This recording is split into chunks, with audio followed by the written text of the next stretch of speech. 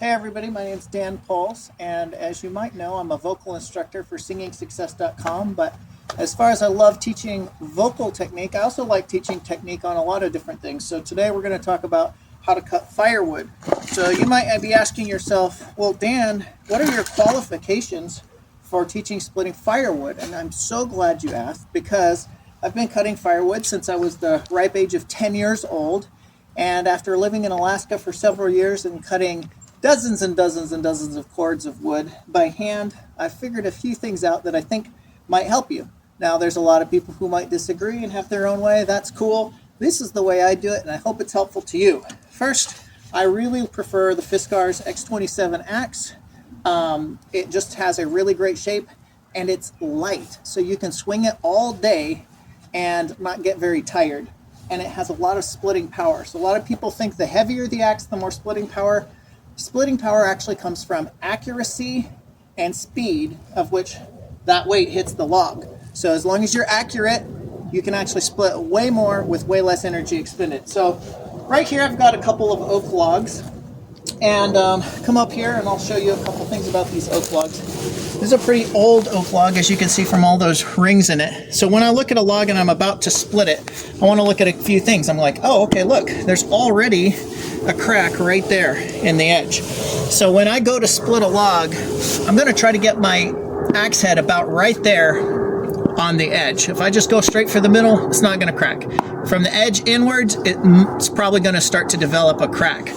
Also, I'm not going to give 100% of my effort on the first swing, because it's probably not going to crack anyways. So that first swing is more of like an exploratory strike, just to see if you can get a crack to open up and see what the tendency of that log is. So I'm going to go ahead and give it a shot here. Make sure my footing is clear. Now, when I go to take a swing, I like to lift the head up with my hand up here near the head. It's less energy. This, all the leverage is working against you. It's less energy to just pick the head up above your head like this and then slide it up. Now, a lot of people try to swing in this big circle thing. I feel like that just reduces accuracy. You don't really need it. You just need a nice tall chopping thing. And then when you come down, squat a little bit. All the energy of your body weight is going to go in there too if you lower your body as you strike. But remember, accuracy is more important than just raw power. So I'm going to come up. So you can see I hit right where that crack was, accuracy, right? And you can see that crack develop all the way through. So now I go, okay, here's where my second strike should be, is over on this edge with that crack. So I'm going to do the same thing, up, okay? Again, fairly accurate right in that crack. So then my third strike is going to be try to be right in the middle, and we'll probably get it cracked all the way through. Can you see a couple more? Okay, so now it's pretty cracked, and I can actually like twist this thing to pry it.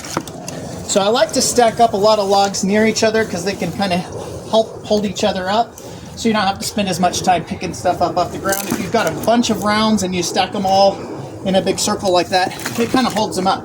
So now I'm going to work my way around the outside. Again, using my axe to strike on the outside of the log about right there. Right there is probably not going to work. Right there is where you want it. Here we go. Good. And see, I don't have to pick it up.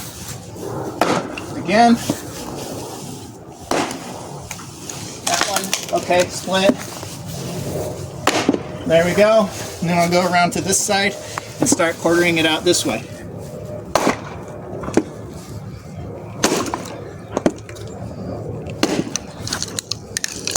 Crack it that way, and boom. Now you've got a pretty well split up log, and actually not that much energy, because I'm lifting here and then sliding up. I'm not expending a bunch of energy coming around like this. It's just very simple, up and down. And see, that one's already ready to crack too.